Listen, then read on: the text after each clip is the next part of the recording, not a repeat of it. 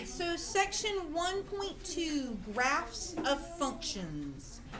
1.2, graphs of functions. All right, so to begin with on page 88, they remind us that we already know how to graph equations. That basically if you go through and you find the solution points for an equation and you plot those points, it'll give you the graph of that equation. So the same thing would be true with a graph of a function.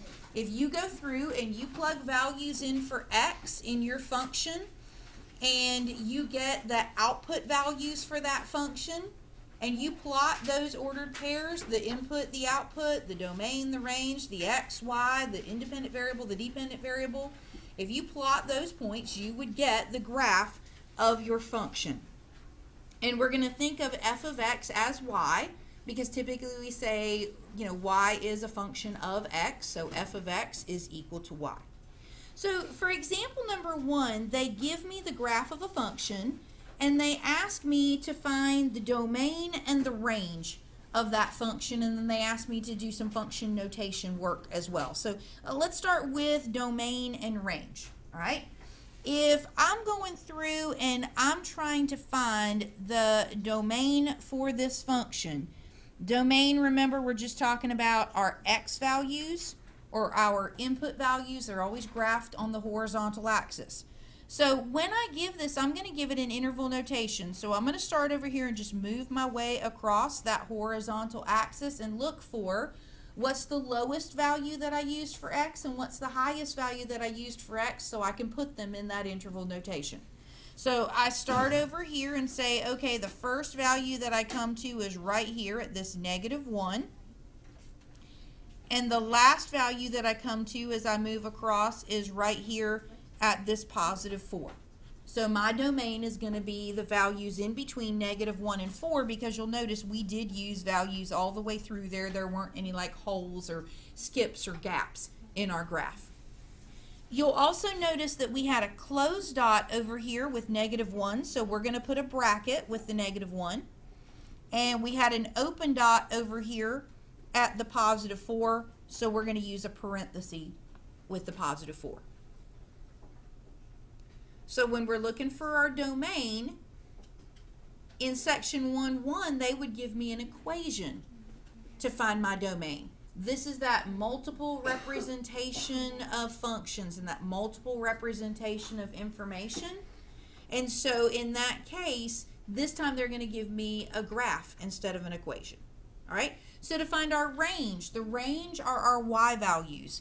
So we're going to start down here and we're going to move up our y-axis this time and look to see what's the first value that we come to. So what's going to be the lowest value in our interval for the range? All right, and then we move the rest of the way up. What's the highest value that we come to? +4. Are we going to use a bracket or a parenthesis with -5? Bracket, because it was a closed dot. How about with +4? Well, they didn't really tell me. I mean, they don't give me an open dot or a closed dot up here. How am I supposed to know? If my graph goes through the point 2,4, am I equal to 2,4? Yeah, so they don't have to tell me that there's a closed dot there for me to know that I'm equal to that value, and I use a bracket.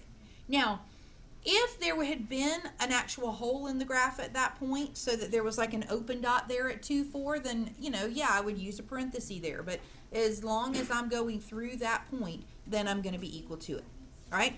The next thing that they give me is f of -1. All right? When I'm using function notation like with an equation, if they give me f of -1, what do they want me to do? Yeah, plug in -1. Plug in -1 for what? Put -1 in the place of x. And what am I trying to find? Y. So if they had given me an equation, I would have put -1 in for x and tried to find y. They didn't give me an equation. They gave me a graph, but I'm still going to do the exact same thing. This just says put -1 in the place of x and see what you get for y. So if I come over here when x was -1, what was y? Exactly. So for f of 2, if I put 2 in the place of x, what do I get for y? +4. Perfect. All right, example 2. Example 2, it says find the domain in the range for f of x is equal to the square root of x minus 4. So again, this takes us back to what we were doing in section 1.1 where we looked at an equation to find the domain. We said that your domain would be equal to all real numbers unless one of two things happened. What were they? Negative under a radical that was like a square root or a fourth root. Cube root's okay. 0 in the denominator, right. So we had to watch out for those two things and make exclusions for those two things. All right. So when we look at this, we have a radical. We're going to need to make an exclusion for that radical, right? So we said that if we had the square root of something, we would take what was underneath the radical and do what with it? Greater than or equal to 0. Exactly. So I'm going to take what's underneath the radical, x minus 4, and set it greater than or equal to 0. So if I solve that, I'll add 4 to both sides, and I'll have x is greater than or equal to 4. So that is my domain for that function. If we wanted an interval notation, we can give it an interval notation as well. Now, to find the range of that function, the easiest way to do that is to just look at the graph like we were doing in example number 1.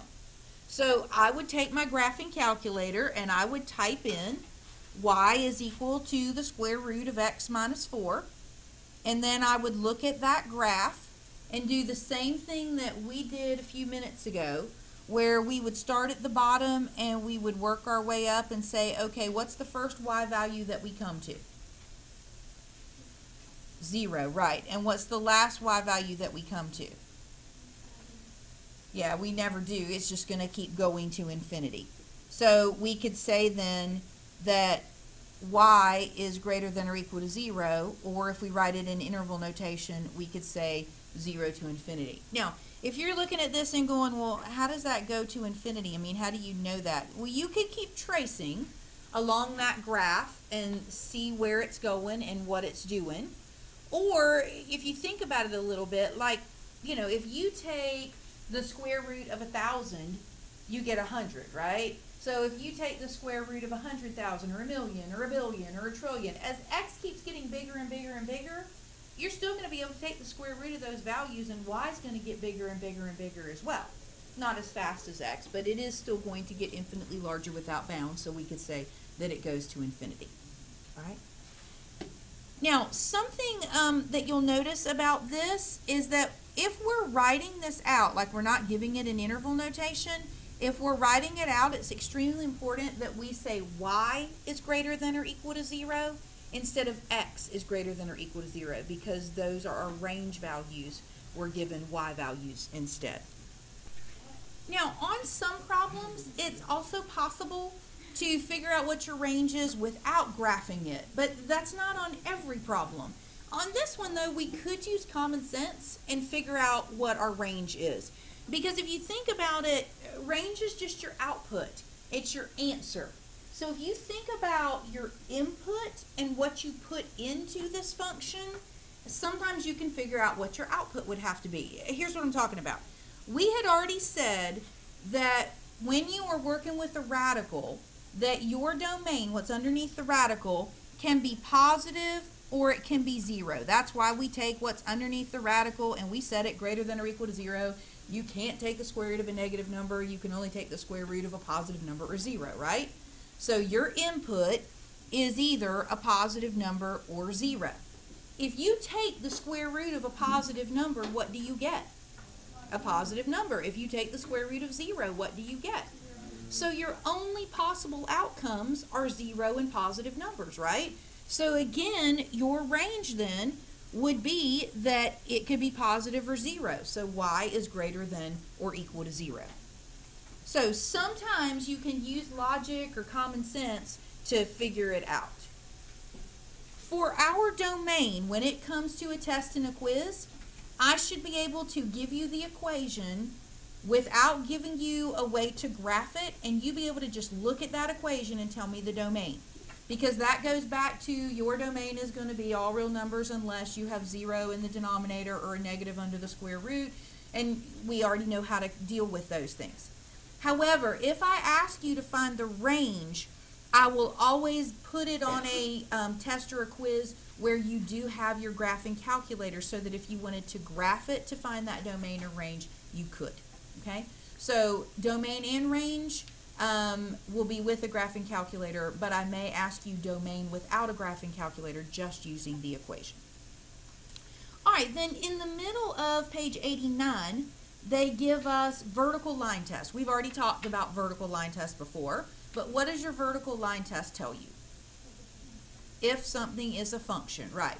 So the vertical line test says a set of points in a coordinate plane is the graph of y as a function of x if and only if no vertical line intersects the graph at more than one point. So we're going to draw a vertical line and see how many times it hits our graph. It cannot hit it more than once. So for this first one right here, if I draw a vertical line, is that going to be a function? Why no?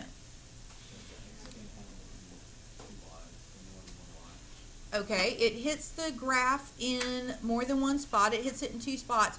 But what is the vertical line test trying to find? Sam, what did you say? I said x can't have more than one y, or one input can't have more than one output.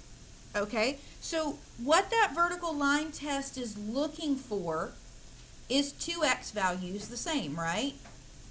Where if we came through and let's say this was x equals 2, this might be 2, 1, and this might be 2, 3, but that's two x values the same. So yeah, you can't have an x with more than one y value with it. So no two x values the same. That's exactly what our vertical line test does.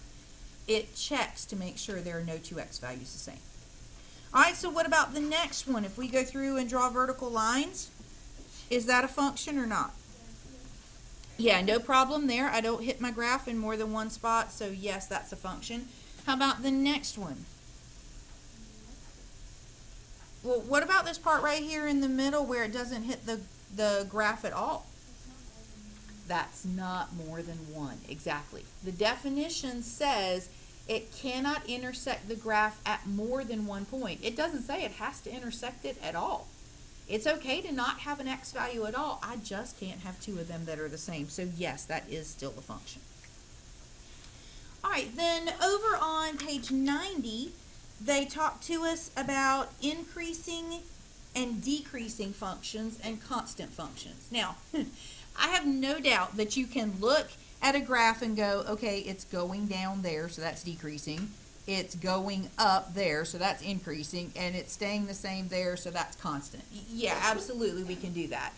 But the way that they define this in the textbook might not be as clear to you, and so I wanted to go through these definitions with you. They're on page 90. They tell me that the definition of decreasing is this. If x1 is less than x2, then y1 would be greater than y2. Okay, come over here and look at this for a second. Here's x1, here's x2. So this would be the ordered pair x1, y1. This would be the ordered pair x2, y2. Okay? So this x1 is definitely less than this x2. And if you'll notice, this y1 looks to be higher than this y2. So y1 is greater than y2. Whereas if I'm looking at an increasing piece, like we have right here, again I have x1 that's less than x2, but this y1 is less than this y2. And that's exactly what it says. Y1 would have to be less than y2 if they were going to be increasing.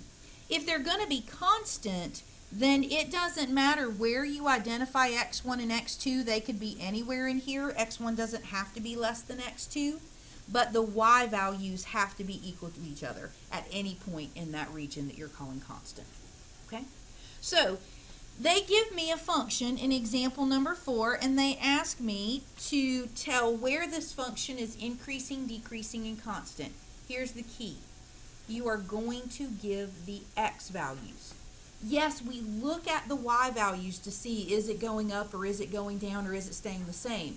But when you're telling where something happens, the interval where it's positive or where it's increasing or where it's negative or where it's decreasing, you're going to give the x values. Okay? So I'm going to start over here and just kind of move along my x-axis, right? So as I start over here, I'm starting over here going from negative infinity to positive infinity. So I start over here from negative infinity until I get to negative 1. That function was increasing. It was going up. Then what happens at negative 1? What does it start doing? Decreasing. And it decreases from negative 1 to where? Positive 1. Right, we're using the x value. And then from positive 1 until infinity, it does what? It increases. So you can have more than one interval of increasing and decreasing. We didn't have anywhere that this function was constant, so you can have an interval that isn't used, or a quantity like increasing, decreasing, constant, that isn't used at all. Something else that you'll notice is that we are always using parentheses with this interval notation. The reason for that, and that seems kind of strange to us because that's a closed dot right there. Typically with a closed dot, I should be using equal to. I should be using a bracket. Why am I using a parenthesis?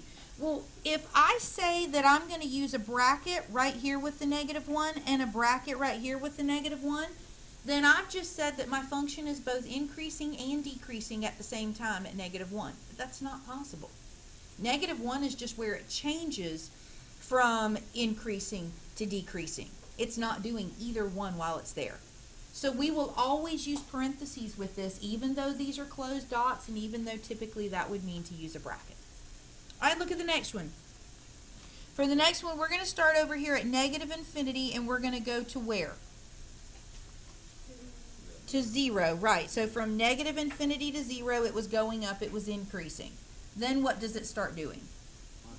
Stays constant, right. So from 0 to where is it constant? 2. All right, and then what happens at 2? It starts decreasing, and it decreases from 2 to where? Okay, I heard infinity and negative infinity, and that's where it gets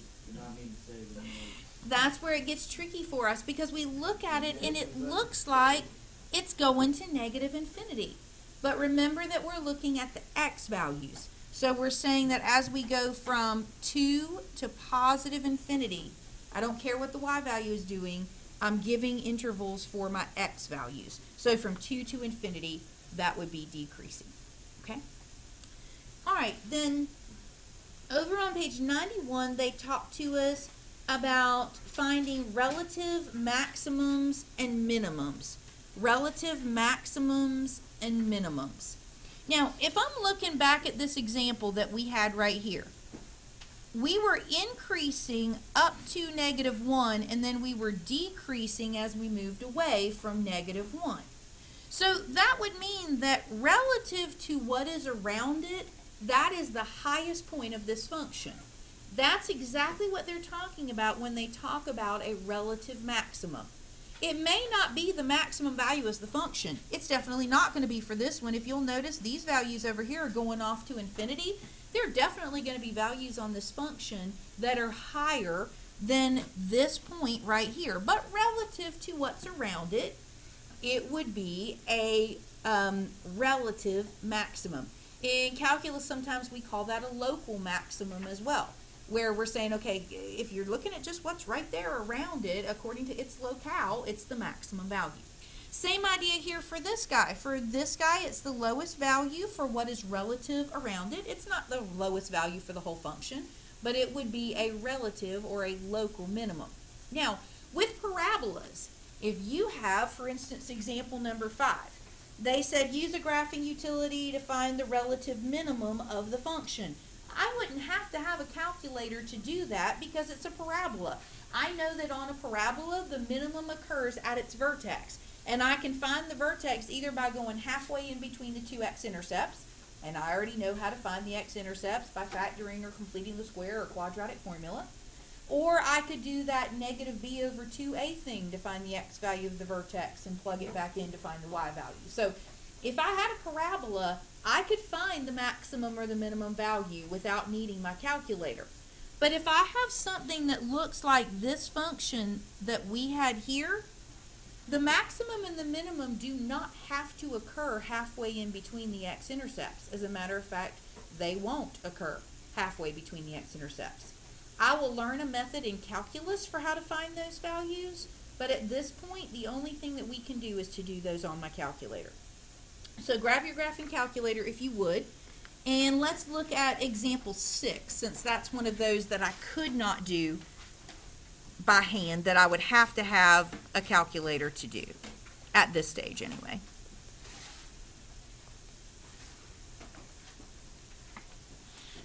All right, so on our calculator, we're going to go to y equals,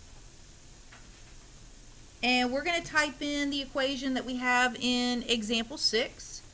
So that's negative x cubed plus x. So negative x cubed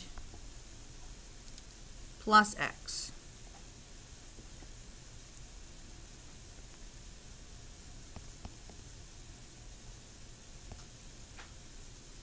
Negative x cubed plus x. All right, now typically when we start graphing, we start with a zoom 6.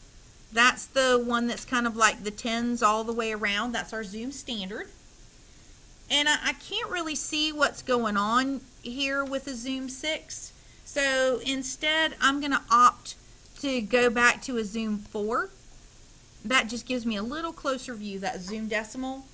Oh, okay, now I can see, yeah, I have a minimum value over here somewhere around negative 1/2, and I have a maximum value over here somewhere around positive 1/2. I just don't know exactly where that is, okay? So I could go through then. I'm going to go back to that button that we said was our favorite on the calculator, that second trace, which is the calculate menu. That first option there, value, is where we would give it an x value and it would find y for us. The second option, 0 there, is where it would find the x-intercepts for us. And the fifth one was where we solved our systems using the intersections when we were graphing. So you can see 3 and 4 there are going to be really helpful for what we want today. So let's start with number 3. 3 is going to find my minimum. So I think my minimum is about right there. So just like it did with 0, it's going to ask me for a left boundary and a right boundary so it knows where to look. So I'm going to go a little bit to the left and hit enter. Go back to where I think the minimum is. Go a little bit to the right and hit enter.